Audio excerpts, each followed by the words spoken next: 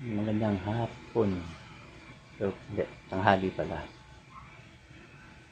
Ito, update tayo sa battery natin. Nahirapan tayo rito kasi binuo muna natin yung lamesa niya. Ito siya. Yan na, nabuo na. So, ang battery natin ngayon is pangmalupitan. Ayan siya. 8 piraso na 2.8. So, ang hirap i-charge. Ngayon, ginawa ko, 48 to 48, pinaralel ko muna. Tinarge ko muna doon kay Deye. Yan.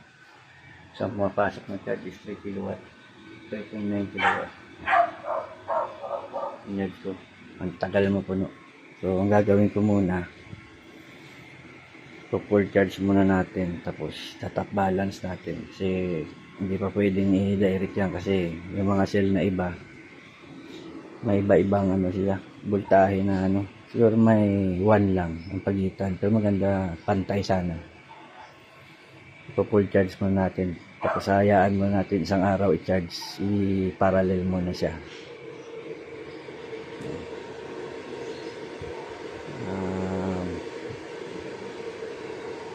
Yan siya, bali kulang-kulang 30 kilowatt to pag napuno. So, ang tagal malubat niyan kung sakali. Kahit mag-aircon ka ng 3 dyan, kasabay, baliwala yan. Grabe yan, siya mo. Mayroon pa 48 volts dun na 100 amp hour na hindi na siya magagamit. Dito na lahat. Sa mangyari nito, back up na lang. Yung dalawang yan. Ayan siya. Yung brand nito natin yung dati, One Solar. Ito, si Sumuel to. Ayan. So, sobrang bigat niyan. Kaya ginawan ko na ng bagong lamesa na mas matibay. Kasi ito, tingin ko pag nilagay mo yan dyan, baka mawarat yan. So, ayan. Update natin to sa mga sunod na araw kasi tatap balance muna natin ito. Gagamit muna tayo ng grid ngayon.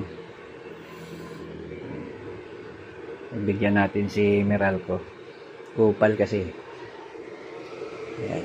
So, charge muna natin to hanggang sa mapuno. Tabayanan natin. So, ayan. So, palapit na rin siya tutuusin. 53.8 na 3 hours pa. Hindi mo tayo nagmamit ng green load. So, ayan. Ginawan ko muna ng bus bar to ito. Ayan, battery cable. Ayan.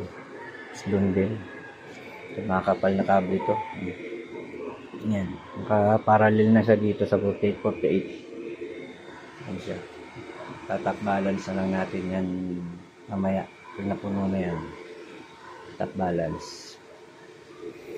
So, medyo matinik to.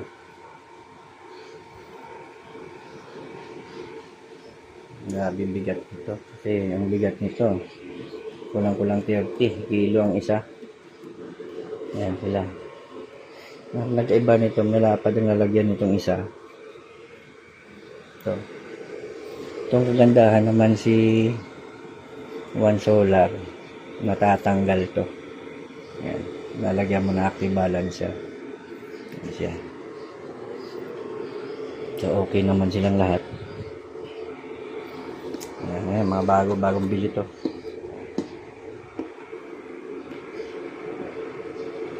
Bagong bili yan. So, update na natin to bukas.